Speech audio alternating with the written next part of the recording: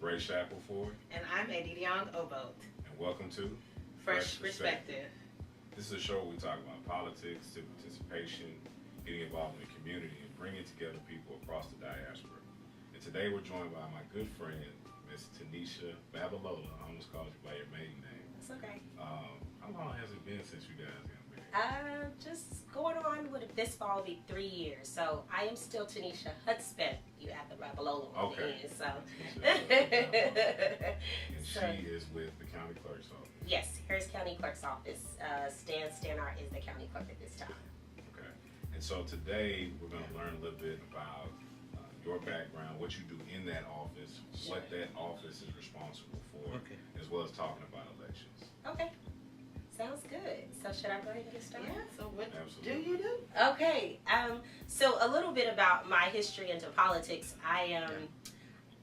I would say that I started in the communications field. I started in news and radio, and enjoyed that field, but to a certain extent, when it comes to news and radio, how stories were shaped were not always my.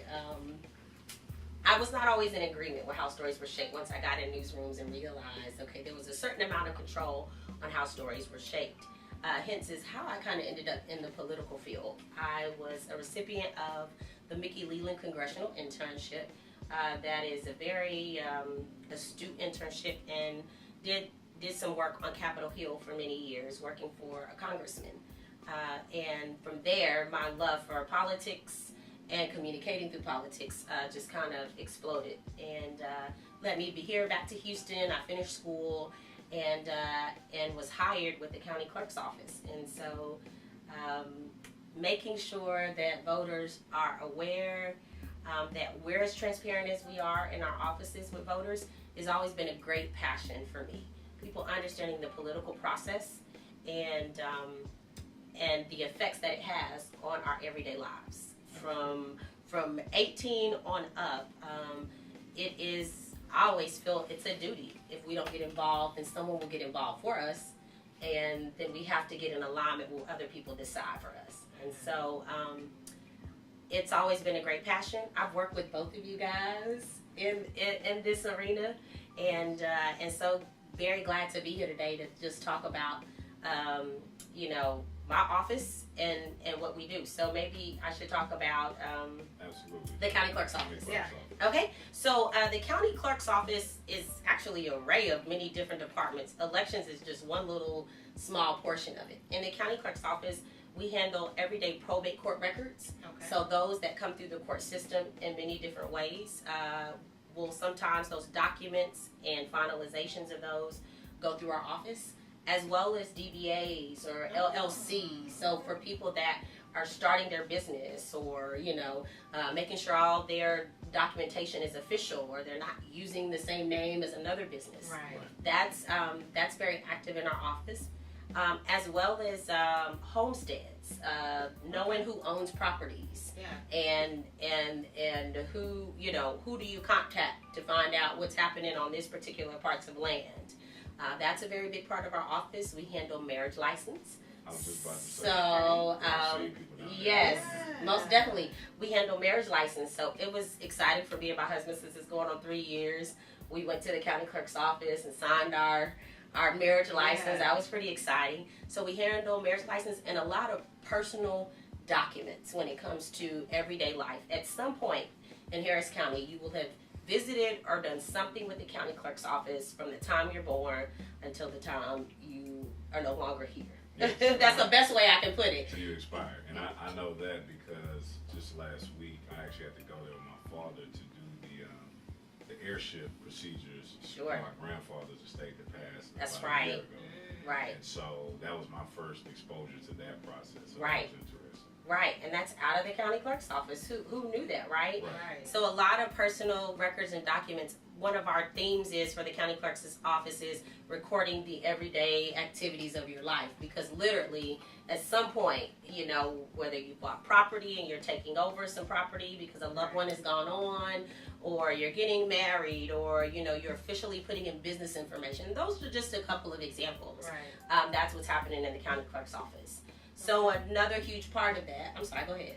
So talk about all these different things in the county clerk's office. Sure. Why is voter registration a part of the county clerk's office? Okay, so actually voter registration isn't the county clerk's office.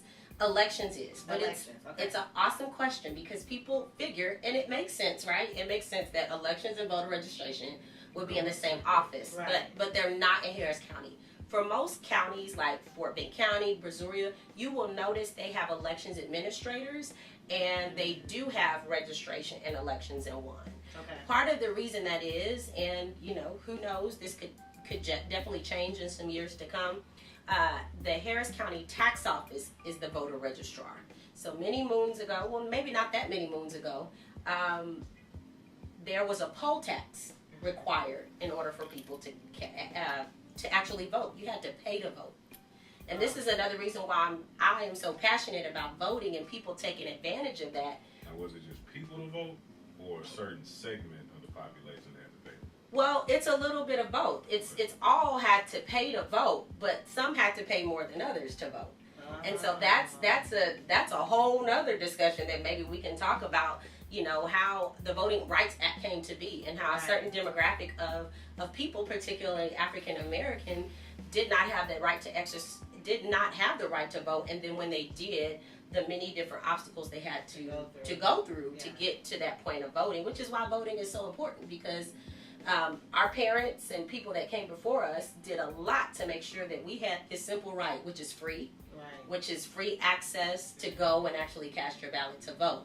So registration is in the tax office. So, and I know the messaging component, and you just stated that, based on those that have come before us, the things they put on the line in order for us to vote, Sure. that doesn't necessarily resonate with everybody. That's right. And I think one of the challenges we've even faced in all of our work, like you said, working together through the Urban League, is how do we connect it to everyday people? Individuals, say, in the immigrant community.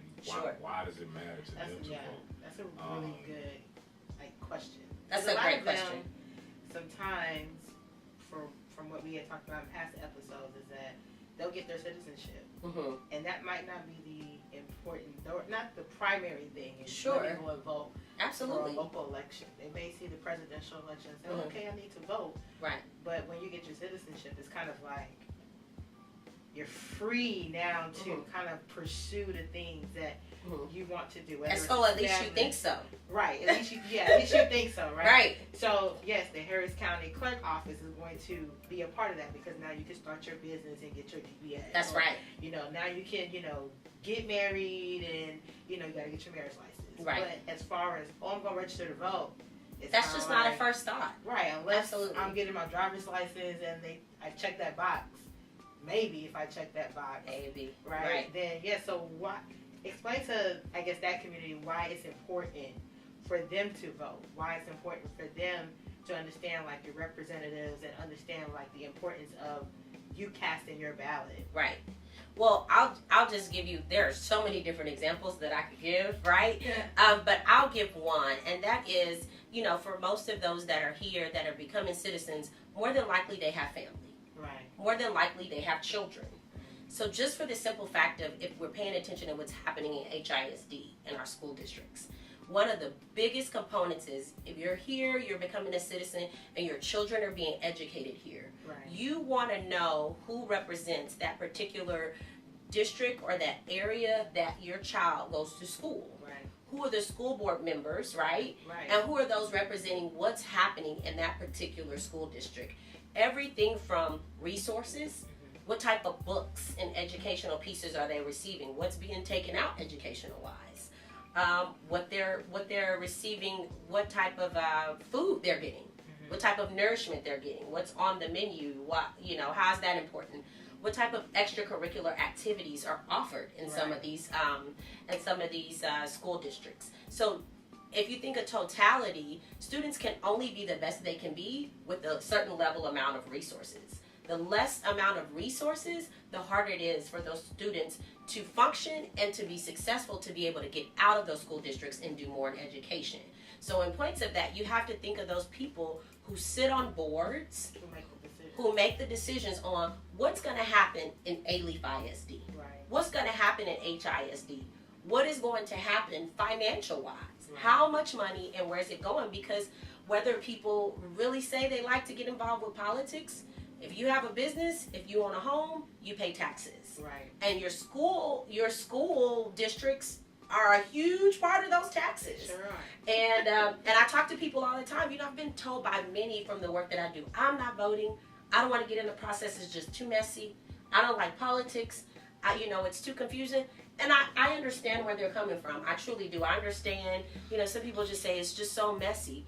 But if we don't make sure we're at the table, then we're on the table. We're on the menu, right? We are going to be, something's going to be decided for us and our families, whether we like it or not. Right. And school, that, like I said, that's just one piece, one area.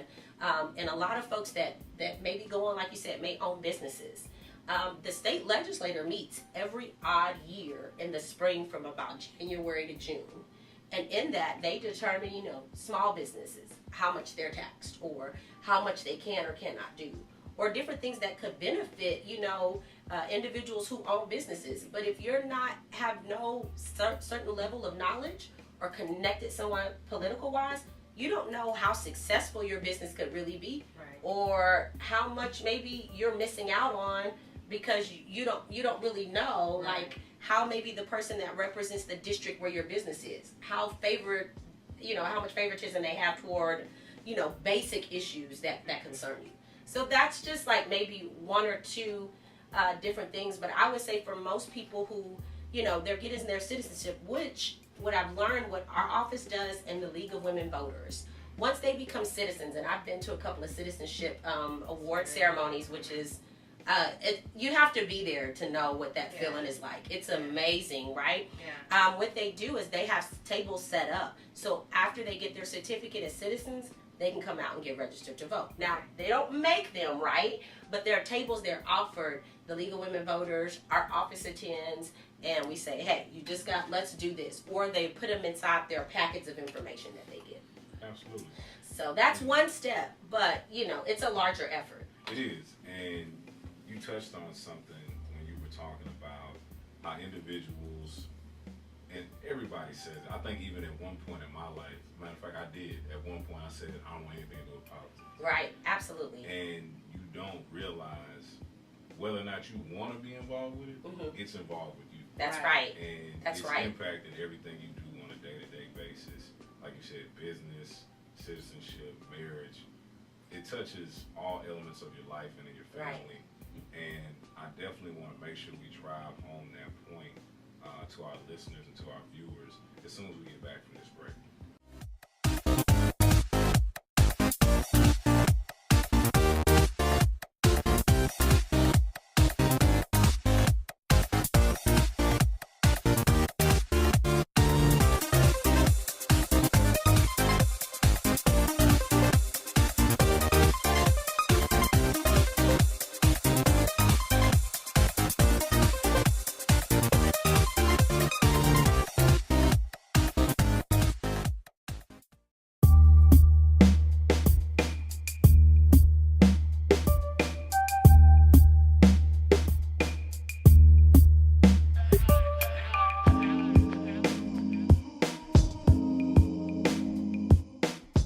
Welcome back to Fresh Perspective. Again, we have our good friend, Mrs. Tanisha Hudspeth Babalola. Did I do that right? You got it right. Right. And she's with the Harris County Clerk Office. And before the break, we were talking about her role, the role of Harris County Clerk Office, and all that they do. And we kind of stopped at the voting and elections, essentially, of what that looks like. Right. How we make it relatable to everyday life.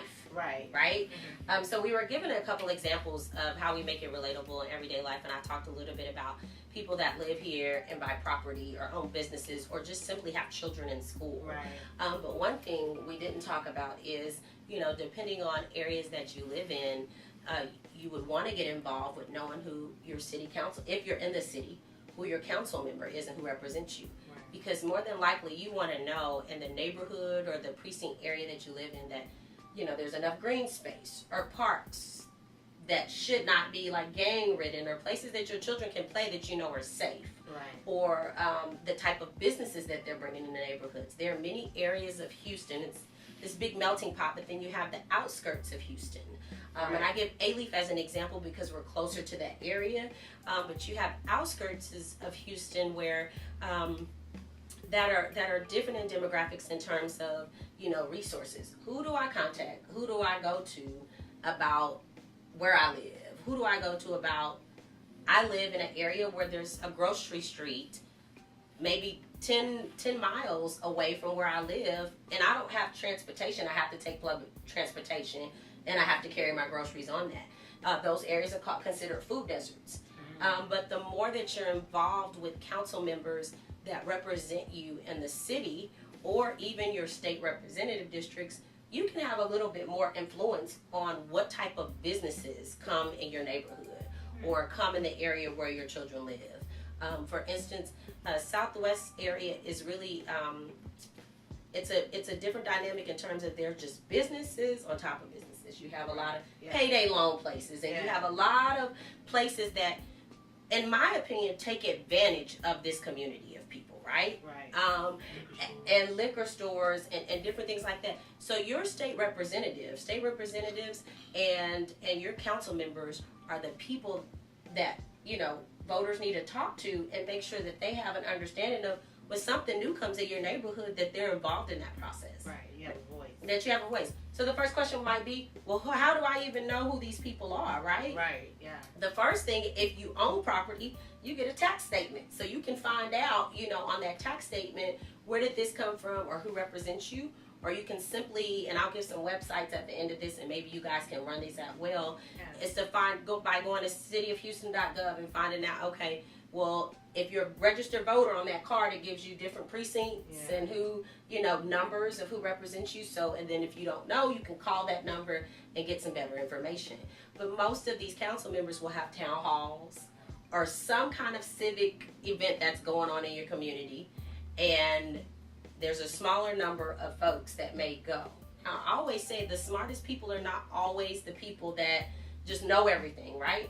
They only know is because they care enough to attend something. So maybe there's some kind of civic meeting going on in your neighborhood, or the Houston Police Department have what's called PIP meetings, where they talk about, you know, keeping the city clean and crime, and it's a partnership between the people that live there and the people that serve them.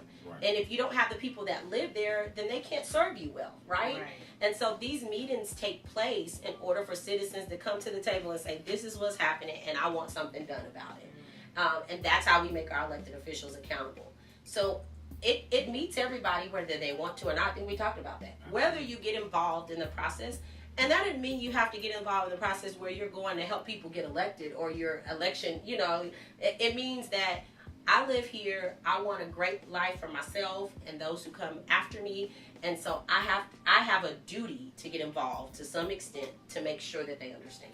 So you touched about food deserts, and so I'm kind of curious, I don't know if this is a food desert or not, but the area over closer to like 99 and like this new development like West Airport, West Belford, for like almost 10 years, they didn't have any like grocery store there. Right. You had to travel to either Highway 6 to get there, Sugarland, or you're going to Katy to get. And most recently, when I drove by there, there's a whole HEB, there's a Target, there's this, there's that, and you're like, wow, okay. Somebody was involved in ensuring that there's a grocery store 10 minutes away from that area as opposed to traveling almost 30 minutes to get to the nearest grocery store. And they could have been in that fight for a very long time. I'm gonna be honest. Some of these things don't just happen overnight. That wouldn't just be realistic. But there was enough involvement for the people that live, go to work, go to school in those areas that said this is unacceptable. I should not have to drive all the way to this part of town to get the basic resources that I need, And they made whoever was in office accountable, to get that done. But sometimes these projects take a very long time. Even things like basic banks, like major banks, a Wells Fargo or Bank of America in a particular area. It comes with business and community partnerships to get those done.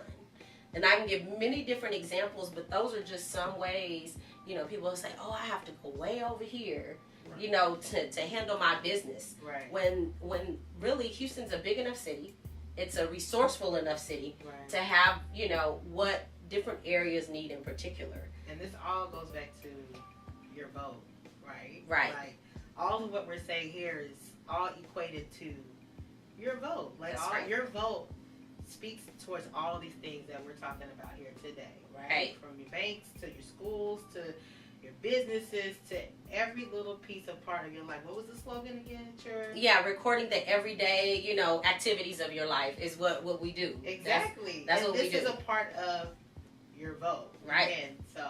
That's I right. mean, you break it down so, simple, right? You guys, it's very, hey, you want to get involved with this, with your child, how can people who say, okay, you know what, she's right, I want to start getting involved. You mentioned the HOA, Mm-hmm. but there are other resources that people can Google or just try to say, hey, I want to start looking up and being more active. Where can they go?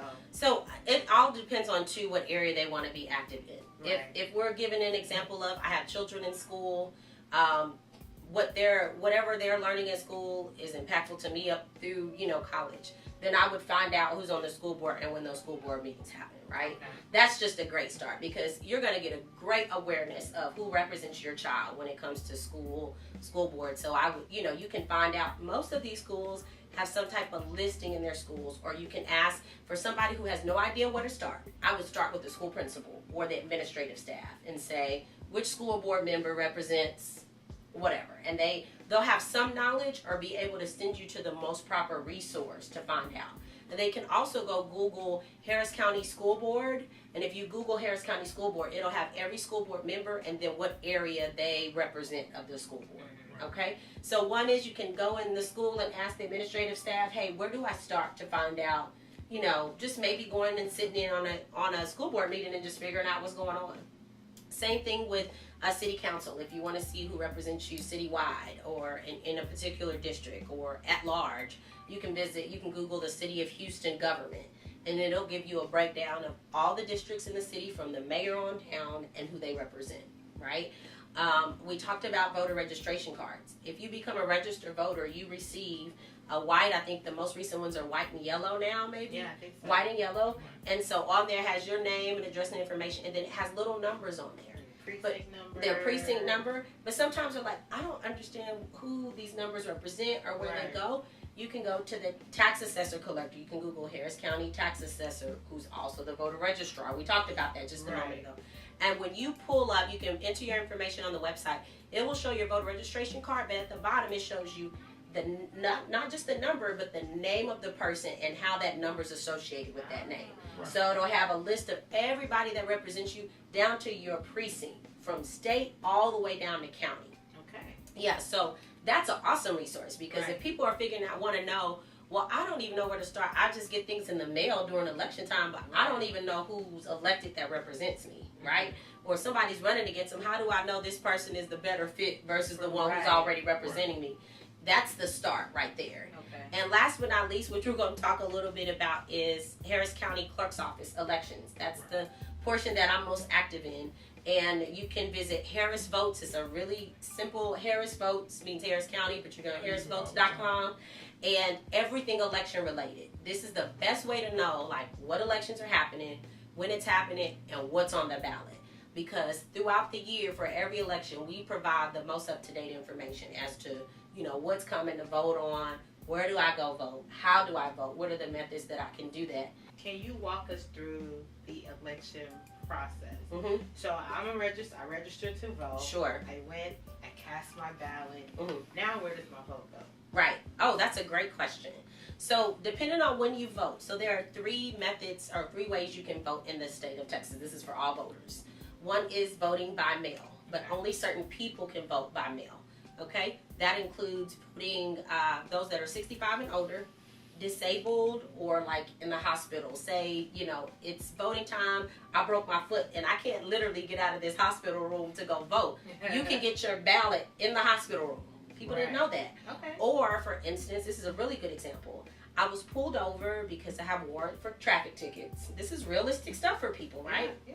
And I'm sitting in the county jail waiting to find out what's going to happen, but I haven't been convicted. You can request a ballot by mail. If you're a registered voter, you haven't been convicted of anything, you can get your ballot by mail. Now, it's within a window of time frame. Right. You can't just say it's election day, can you bring it to me? That's not how it works. But that's an example of voting by mail. And then a lot of times, you might have a great demographic of people who are abroad. I'm going out of the country for a whole month. They can then vote by mail as well. Or our military and overseas people, of course, can vote by mail. Okay. Now, the second method is early voting in person. In any given elections, most of the early voting for general elections is about 11 to 12 days. And that means in Harris County, particularly, because we talk about early voting, but you got all these other little counties around, you have to vote in the county of the jurisdiction where you're registered. Right. You're registered in Fort Bend, you have to early vote and vote there. In Fort Bend. Yeah, in Brazoria, the same thing, and then Harris County, the same thing. Because some people say, well, you said I can vote anywhere on early voting, right? Right? I was like, I can just go over here. Vote. Okay. Right. So the messaging is early voting anywhere during this period of time of the locations within that county, right? And then the last is election day. So once someone gets registered to vote, the first thing they find out is, okay, when is their election coming up? That's when they're going to go visit harrisvotes.com. And even if they're not in our particular district, they can go there and I believe they can go to Harris Votes and go to a larger website that will provide which county that represents you, right? But they can go there and find out, okay, what election is coming up? A primary, okay, well, who's on the ballot for these primaries? How do I vote? All of that information is on Harris Votes, from when you can go vote, who's on the ballot, and then you can go in and put in your name and address. Right. It will pull up only what you'll see on the ballot, because Harris County's large, and it could be we see you have tons of races. I brought samples so that you guys can see that you guys want to hold them yourself. Yeah. So this is a smaller ballot in comparison to what you typically see in a November election. This is for the primaries. Right? This is for the primaries. So one is Democratic. Okay. You have Democratic, Ray has the Republican, and you'll see there's a lot less races for the runoff for the Republican ballot. And they have them in different languages too. Yes. So you can. That's a really good point. Yeah. So in Harris County, because of the population and requirements here, English, Spanish, Vietnamese, and Chinese. Now I foresee 10, 15 years from now, as this area grows and there is a certain population by census requirements, that there could definitely be other languages offered on the ballot. So for sure. So tomorrow voters can vote from 7 a.m. to 7 p.m. You can go to Harris Votes to find out where do I go vote on election day. And then what will I actually see on my ballot? Will I see everybody here? Will I only see 2 or 3 races there? Right. That's what's really significant, because when you're preparing to know who you want to vote for, you need to know what you're really going to see when you get to the ballot box. Right. This makes the process go quicker. It makes the process go so much quicker. And Tanisha, I just want to thank you for spending time. We definitely have to bring you back. Yes. It's a lot of good information. Yes. We didn't get to cover everything. Great. His name is Ray Shackelford. And Aditi Vote. And this has been Fresh Perspective.